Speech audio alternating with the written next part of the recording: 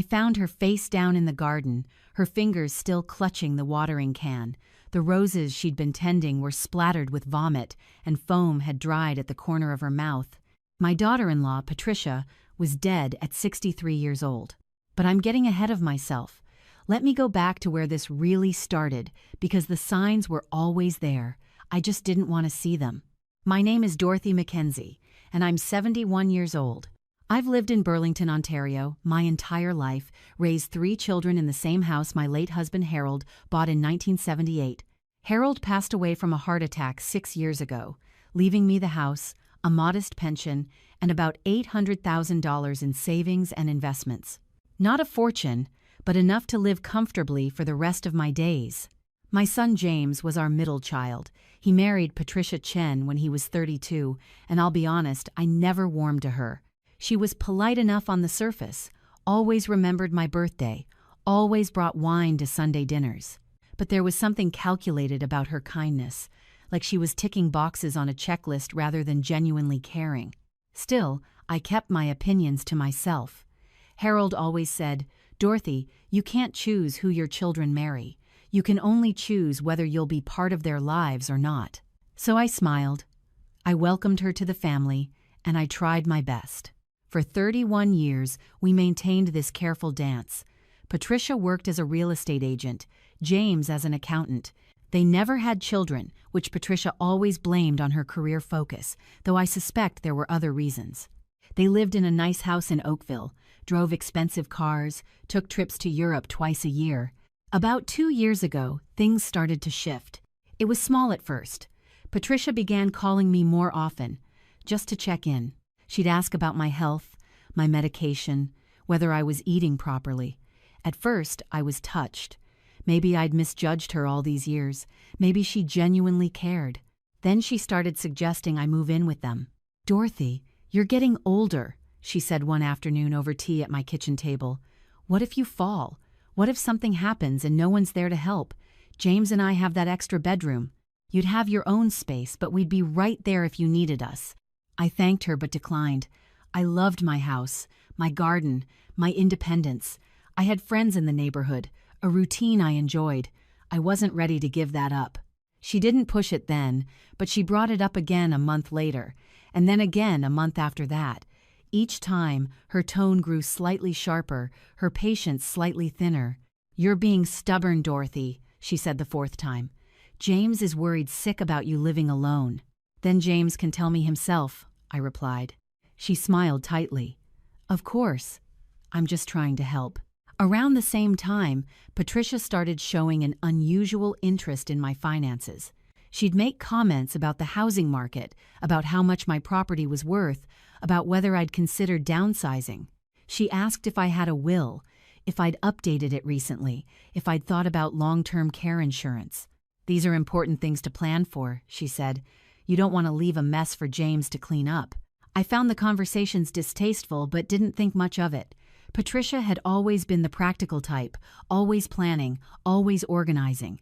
This was just her nature, I told myself. Then Harold's sister Margaret died. She was 84, lived in a nursing home in Mississauga, and left her entire estate to her 3 children. At the funeral, Patricia was unusually quiet, watching the family members with an intensity that made me uncomfortable. On the drive home, she turned to James in the front seat. I was in the back, supposedly napping, but I heard every word. "Your mother should really think about setting up a trust," Patricia said, "for tax purposes, and to make sure everything's distributed fairly when the time comes." "Mom's only 71, James said. "She's healthy. There's no rush." That's what people always say. And then something happens, and it's too late. Patricia's voice had an edge to it. "We need to be practical, James. She has a significant estate. The house alone is worth at least $1 million now, plus her investments. We need to make sure it's protected." "We?" James asked quietly. Patricia backtracked quickly. "I mean, she needs to make sure. I'm just thinking of what's best for everyone." I kept my eyes closed, my breathing steady, but my heart was racing. The way she'd said "we," the way she'd calculated my worth down to the dollar, something cold settled in my chest. After that, I started paying attention. I noticed how Patricia always steered conversations toward my health, my age, my mortality. How she'd mention friends who'd died recently, always with a sad shake of her head and a comment about how you never know when your time will come. I noticed how she'd started bringing me supplements. These are great for bone density, Dorothy. At your age, you need to be careful. She'd watch me take them, making sure I swallowed each pill. I noticed how she'd volunteered to be my emergency contact, to have a key to my house just in case. And I noticed how she'd started asking about my daily routine. What time did I eat breakfast? Did I always have tea in the afternoon? Did I take my medication at the same time every day? It was the tea question that made something click in my brain. I'm a creature of habit. Every afternoon at 3 o'clock, I make myself a pot of chamomile tea. I sit in my sunroom. I read my book. I watch the birds at the feeder. I've done this for 40 years. Everyone who knows me knows this about me, including Patricia. 3 months ago, Patricia started dropping by unannounced around tea time. She'd always bring pastries from the bakery, always insist on making the tea herself. You just relax, Dorothy. Let me take care of it. The first time, I thought it was kind. The second time, I found it slightly annoying. By the 5th time, I found it suspicious. Why was she so insistent on making my tea? Why did she always bring her own chamomile, even though I had plenty? Why did she watch me so closely as I drank it? I started making excuses. I'd already had tea. I was cutting back on caffeine. I was trying a new herbal blend. Each time, Patricia's smile would tighten just a fraction. She'd stay for a polite amount of time, then leave, and I'd see frustration flash across her face. Then came the incident with Mrs. Kowalski. Mrs. Kowalski was my neighbor of 43 years. She was 76, lived alone, and had a son in Vancouver who never visited. About 6 weeks ago, she collapsed in her kitchen. The mail carrier found her 2 days later when the mail started piling up. She'd been poisoned. The police investigation revealed that someone had been adding antifreeze to her nightly cup of cocoa over the course of several weeks. Chronic poisoning, they called it. Slow and insidious. The police suspected her son, who stood to inherit her house. They're still building their case. When I heard about Mrs. Kowalski, my blood ran cold. Chamomile tea, cocoa, both daily rituals, both predictable, both easy to tamper with. I called my lawyer the next day and made some changes to my will. I also called my doctor and asked for copies of all my recent blood work, and I stopped accepting any food or drink from Patricia. She noticed immediately.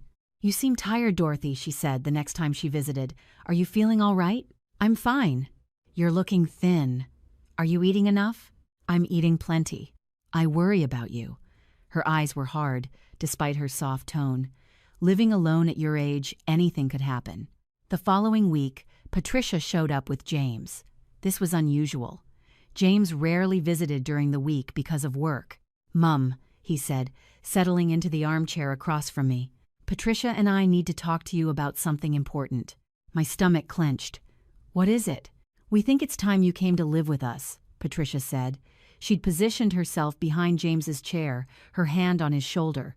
"Permanently. I've told you, I'm happy here." "You're not being reasonable," Patricia said, her voice sharper now.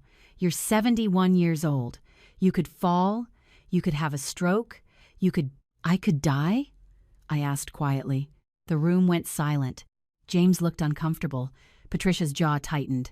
"That's a morbid thing to say," she finally replied. "But it's what you're thinking, isn't it?" I kept my voice calm. "You're worried about what happens when I die." "Mom!" James looked genuinely shocked.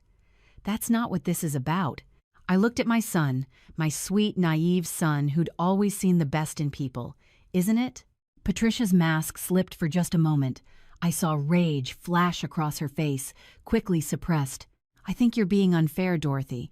We're trying to help you." "I don't need help." "Fine." Patricia grabbed her purse.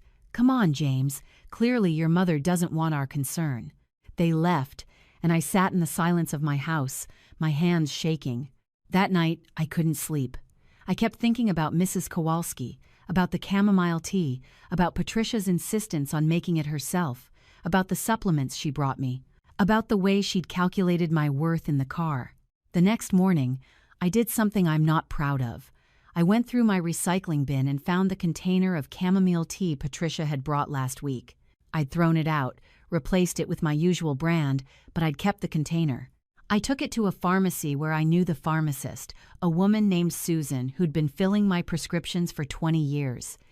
"Susan," I said quietly, "I need a favor. Can you have this tested? I think someone might have put something in it." Her eyes widened, but she didn't ask questions. She just nodded and said she knew someone at the lab. 3 days later, she called me at home. "Dorothy, you need to go to the police. That tea was contaminated with ethylene glycol, antifreeze, just like Mrs. Kowalski." I sat down heavily. "How much?" "Enough that if you'd been drinking it regularly, you'd be dead in a month. Maybe 2. It would look like organ failure. Natural causes for someone your age." My hands were shaking so hard I could barely hold the phone. "Thank you, Susan." "Dorothy, please, go to the police." I didn't go to the police. Not yet, because I needed to understand something first. I needed to know if James was involved or if this was all Patricia. I called James and asked him to come over alone. "Don't tell Patricia," I said. "I need to talk to you about something private." He arrived the next evening, concerned and confused. We sat in my kitchen, the same kitchen where I'd raised him, where we'd had countless conversations over the years. "James," I said carefully, "do you know how much money I have?" He blinked. "What?" "No. I know you're comfortable, but we've never discussed specifics. Has Patricia ever asked you about my finances?" His face flushed. "Mom, what's this about? Please just answer the question." He was quiet for a long moment. "She's mentioned it a few times. She thinks you should have a trust set up for tax purposes. And what do you think happens to my money when I die?" I assume it goes to you and Sarah and Thomas, split 3 ways, like you've always said. Sarah was my eldest, a teacher in Calgary. Thomas was my youngest, a carpenter in Halifax. Both had their own families, their own lives. Neither had ever asked about my will or my money. Has Patricia ever suggested that maybe you should get more? Because you're the one here in Ontario, the one who'd have to deal with everything? James's face went very still. "How did you know that?"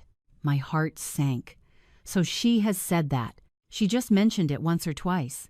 She said it wasn't fair that you'd have to do all the work of managing the estate while Sarah and Thomas just collect their share. I told her it didn't matter, that you'd split things fairly and that was fine." "And what did she say to that?" James looked down at his hands. "She said I was being naive, that your house alone is worth over $1 million, plus your investments and pension. She said that's over $1 million that could be ours, and I was just going to let 2/3 of it go to my siblings who couldn't even be bothered to visit you regularly." I felt sick. "And what did you say?" "I told her to drop it." James looked up, his eyes angry now. "I told her that's not how our family works, that money doesn't matter more than my relationships with my brother and sister. We had a huge fight about it." "When was this fight?" "About 3 months ago." "Why are you asking all this, Mum? What's going on?" I took a breath. Then I told him everything. The tea, the supplements, Mrs. Kowalski, the lab results. I watched my son's face go from confusion to disbelief to horror to grief. He put his head in his hands. "No," he whispered. "No, she wouldn't. She couldn't. James, she's my wife. I've been married to her for 31 years. She wouldn't try to kill you for money. She wouldn't." But his voice lacked conviction. I could see him thinking back over the past few months, putting pieces together, seeing patterns he'd been too close to notice. "I need to go," he said abruptly, standing up. "I need to think." "James, please be careful. Don't tell her we talked. Not yet." He nodded numbly and left. That night, I barely slept. I'd planted the seed of doubt in my son's mind, but I didn't know what he'd do with it. Would he confront Patricia? Would he believe me? Would he choose his wife over his mother? The next afternoon, I got my answer. Patricia showed up at my door, and the mask was completely gone. Her face was twisted with rage. "You told him," she hissed. "You poisoned his mind against me." I told him the truth. "You have no proof. That tea could have been contaminated at the factory, at the store, anywhere. You're a paranoid old woman who's losing her grip on reality. The police can decide that. The police? She laughed, a sharp, ugly sound. You haven't gone to the police, Dorothy, because you know how it would look. A bitter mother-in-law making wild accusations against her son's wife. They'd think you were senile. Maybe. Or maybe they'd test my blood and find traces of ethylene glycol. Maybe they'd look into your finances and find out you and James are in debt up to your eyeballs. That big house in Oakville, those trips to Europe, they don't come cheap, do they? Her face went white. I'd been guessing, but I'd guessed correctly. You don't know what you're talking about, she said, but her voice wavered. How much do you owe? 300,000? 400,000? And James doesn't even know, does he? You've been hiding it from him. Shut up. That's why you need my money so badly. Not just want it, need it. You're desperate. Patricia's hands were shaking. For a moment, I thought she might attack me right there, but then she seemed to regain control. You know what? She smiled, cold and sharp. Fine. You win. I'll back off. I'll tell James you were right, that I was too pushy, that I'm sorry. We'll go back to our polite Sunday dinners and our superficial conversations. And in a few years, when you actually do die of natural causes like most 71-year-old women eventually do, I'll inherit a third of nothing, because you'll have spent it all on your precious house and your precious independence. She turned to leave, then paused. But just so you know, Dorothy, you've lost your son. He'll never forgive you for what you accused me of. You'll die alone in this house, and he won't even come to your funeral. She slammed the door behind her. I sat in the silence, my heart pounding. She'd confirmed everything without quite admitting to anything, and she was probably right about James. He loved his wife. He'd want to believe her over me. But I'd saved my own life. That had to be enough. Except it wasn't over. 2 weeks later, I was working in my garden. It was a beautiful May afternoon, warm and sunny. I was planting my tomatoes, thinking about nothing more complicated than whether I'd need to stake them or use cages this year. I heard a sound behind me and turned to see Patricia standing there. "Dorothy?" she said, her voice strange. "Flat. I brought you some tea. A peace offering. Your favorite chamomile." She was holding a thermos and a cup. She poured the tea, steam rising in the cool air. "I don't want any tea, Patricia. Please. I feel terrible about our fight. I've been thinking a lot, and you're right. I was too focused on money, on planning, on worst-case scenarios. I forgot what's actually important. Family, love, forgiveness." Her eyes were bright, almost feverish.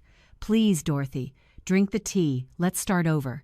Every instinct in my body was screaming at me to refuse. But Patricia was standing between me and my back door, and she was 40 years younger than me, and there was something in her eyes that terrified me. "All right," I said slowly. I took the cup from her hand. I brought it to my lips. I could smell the chamomile, sweet and familiar. I could feel Patricia's eyes boring into me. And then I heard my son's voice. "Mum? Patricia? What are you doing here?" James came around the side of the house. He must have parked on the street. Patricia's face went through a series of expressions: surprise, fear, calculation in the span of a second. "James!" Her voice was too bright, too cheerful. "I was just bringing your mother some tea. We were talking about everything, and I wanted to make amends." James looked at the cup in my hand. He looked at his wife. He looked at me. "Mum," he said quietly, "don't drink that." "James!" Patricia's voice was sharp. "What are you—" "Don't drink it," he repeated, his eyes locked on mine. "Please." I lowered the cup slowly. Patricia made a small sound, almost like a whimper. "You don't trust me," she said to James. "Your own wife. After everything I've done for you, you believe her over me." "I went through your office," James said. His voice was shaking. "I found the credit card statements, the loan documents, all the debt you've been hiding from me. That's private. You had no right. I found the searches on your computer, Patricia. Undetectable poisons. How to inherit from mother-in-law. Symptoms of antifreeze poisoning in elderly." The color drained from Patricia's face. "I found the second thermos in your car," James continued. "The one with your name on it, the one that's not contaminated. You were going to drink from that one, weren't you? Make it look like a nice afternoon tea in the garden with your mother-in-law." She'd drink the bad tea, you'd drink the safe tea, and when she died, it would look like a terrible accident. No, Patricia whispered. No, you don't understand. I called the police, James said. They're on their way. Patricia looked at me, then at James, then at the cup of tea in my hand. For a moment, I thought she might try to run. But where would she go? Instead, she did something I never expected. She grabbed the cup from my hand and drank it herself. The whole thing, in 4 long swallows. There, she gasped, slamming the cup down on my garden table. See? It's fine. It's just tea. You're both paranoid and crazy and… She stopped mid-sentence. Her hand went to her throat. Patricia? James stepped toward her. She shook her head, her eyes wide. No. No, I didn't, I thought. You thought you'd switched them, I said quietly. You thought the contaminated one was mine and the safe one was yours. But you mixed them up, didn't you? Patricia fell to her knees. Foam began to appear at the corner of her mouth. Her breathing became labored. James was screaming, calling for an ambulance, but I knew it was too late. I'd researched antifreeze poisoning after Mrs. Kowalski. I knew that once symptoms appeared, the damage was usually irreversible. Patricia died before the ambulance arrived. She died in my garden, among my roses and tomatoes, on a beautiful May afternoon. The investigation revealed everything. The debt, the planning, the previous attempts to poison me that I hadn't even noticed. The police found ethylene glycol in my supplements, in a bottle of juice in my fridge that I hadn't gotten around to drinking, in my hand lotion, of all things. She'd been trying for months, and I'd narrowly escaped death a dozen times without even knowing it. They also found evidence linking her to Mrs. Kowalski's death. Patricia had been her real estate agent years ago, had kept a spare key, had access to her house. Mrs. Kowalski's son in Vancouver had an airtight alibi. He was innocent. Patricia had killed my neighbor as a practice run to see if she could get away with it. James fell apart after that. He's in therapy now, living in a small apartment, trying to rebuild his life. We have coffee every Sunday morning, and slowly, painfully, we're rebuilding our relationship. He's working through the guilt of not seeing who his wife really was, of not protecting me sooner. I forgave him. He was a victim too, in his own way. I'm still in my house. I'm still tending my garden. I still have my tea every afternoon at 3 o'clock, though I've switched to Earl Grey. Chamomile reminds me too much of that day. I think about Patricia sometimes. I wonder when she became the person who could plan a murder, who could poison an old woman over money. Was she always capable of it, and marriage just gave her the opportunity? Or did debt and desperation twist her into something she never meant to become? I don't have answers to those questions. All I know is that I survived because I paid attention, because I trusted my instincts. Because when something felt wrong, I didn't dismiss it as paranoia or imagination. I'm sharing my story because I want other people to know this. If something feels off, it probably is. If someone's behavior doesn't make sense, there's usually a reason. If you feel like you're in danger, even from someone you're supposed to trust, listen to that feeling. Your life might depend on it. I also learned that financial desperation can turn ordinary people into monsters. If Patricia had talked to James about their debt, if they'd faced it together, none of this would have happened. But she tried to hide it, tried to solve it with my money, and when that plan failed, she became a killer. Money destroys more families than any other single thing. Not the lack of it, but the dishonesty around it. The secrets, the shame, the desperate measures people take when they can't face the truth. If you're struggling financially, tell someone. Talk to your spouse, see a financial counselor, file for bankruptcy if you need to. There are always options that don't involve hurting the people who love you. And if you're an older person living alone like me, be smart. Don't be paranoid, but be aware. Know where your money is. Know who stands to benefit from your death. Update your will regularly. Tell someone you trust about your financial situation. Don't make yourself an easy target. Most importantly, trust yourself. I almost didn't. I almost dismissed my suspicions as the imaginings of a lonely old woman. I almost drank that first cup of tea Patricia offered me, the one that would have started my slow death. But I listened to the little voice in my head that said something is wrong. I paid attention to the details that didn't add up. I asked questions. I investigated, and I saved my own life. You can save yours too. Just pay attention, trust your gut, and remember that the people who smile the sweetest are sometimes hiding the darkest intentions.